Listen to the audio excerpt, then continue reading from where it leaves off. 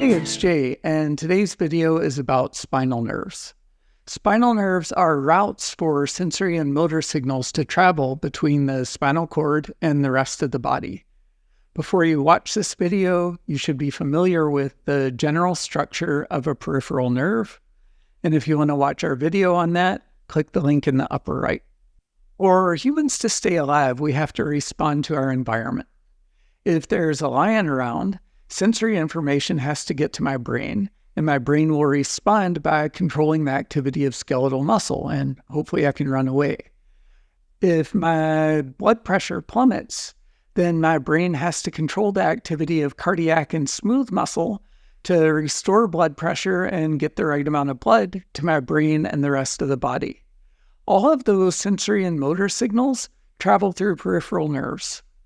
Peripheral nerves are divided into two categories. There are cranial nerves and spinal nerves. Cranial nerves connect to the brain. Spinal nerves connect to the spinal cord. Today we're talking about spinal nerves, and they share common structural and functional themes. By the end of this video, you should be able to name the spinal nerves and describe the path taken by the axons, as well as the location of sensory and motor cell bodies. Spinal nerves are named for the vertebra next to which they exit from the bony vertebral column. So the most superior spinal nerve C1, exits above the first cervical vertebra, or vertebra C1. And that's true for the top 7 spinal nerves. So spinal nerve C4 exits superior to the vertebra C4. But then we have a shift. There are actually 31 pairs of spinal nerves, even though we only have 30 named vertebrae. That's because the top spinal nerve, C1, exits above the atlas, or vertebra C1, and there's still a spinal nerve associated with the coccyx. So we have an extra spinal nerve we need to name. That extra nerve is C8, or the 8th cervical spinal nerve. So we have 8 cervical spinal nerves, even though we only have 7 cervical vertebrae. The next spinal nerve inferior to C8 is T1.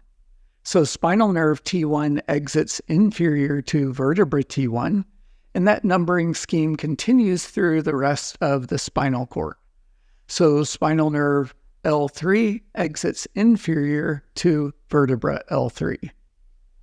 There is a spinal nerve that exits from the intervertebral foramina for the entire spinal cord, but C1 exits above the atlas, and the most inferior spinal nerve, which is called the coccygeal nerve, exits through the vertebral canal in the sacrum.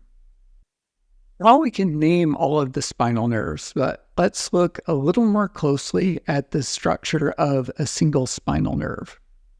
Each spinal nerve is a mixed nerve. That means they carry both sensory and motor signals. Even though the nerve carries sensory and motor signals, as the axons approach the spinal cord, they're going to branch into a posterior and anterior root. The posterior root carries only sensory signals, and the anterior root carries only motor signals. Even though the spinal nerve is mixed, each of the roots carries a single type of signal. So if we look a little closer at the posterior root, you see a swelling, which is called the posterior root ganglion. This is where we find the cell bodies for sensory neurons. Sensory neurons are pseudo-unipolar, which means the dendrites connect directly to the axon in the periphery. An action potential travels along the axon all the way to the central nervous system. The cell bodies in the posterior root ganglion are a little removed from the pathway of the signal, causing this swelling. So the cell bodies for sensory neurons are outside the central nervous system in this posterior root ganglion. The cell bodies for motor neurons are actually in the central nervous system, so there's no ganglion associated with motor cell bodies.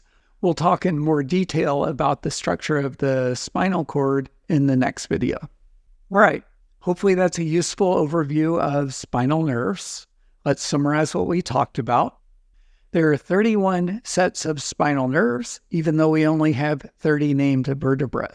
So we have an extra spinal nerve to name. That extra spinal nerve is C8. So we have 8 cervical spinal nerves, even though there are only 7 cervical vertebrae. The top 7, most superior 7 spinal nerves are named for the vertebra inferior to their exit. So cervical nerve C3 exits superior to vertebra C3. As we move inferior, C8 exits inferior to C7. The next nerve is T1, which exits inferior to vertebra T1, and that naming scheme continues through the rest of the spinal cord with the spinal nerves named for the vertebra superior to their exit. Every spinal nerve is a mixed nerve, meaning it carries sensory and motor signals. But as we move through the intervertebral foramen approaching the spinal cord, the spinal nerves branch into anterior and posterior roots. The posterior root carries axons of only sensory neurons, and the anterior root carries only motor signals. The cell bodies for sensory neurons are in the dorsal root ganglion, so they're outside the spinal cord. The cell bodies for motor neurons are in the central nervous system, so we don't see an anterior root ganglion.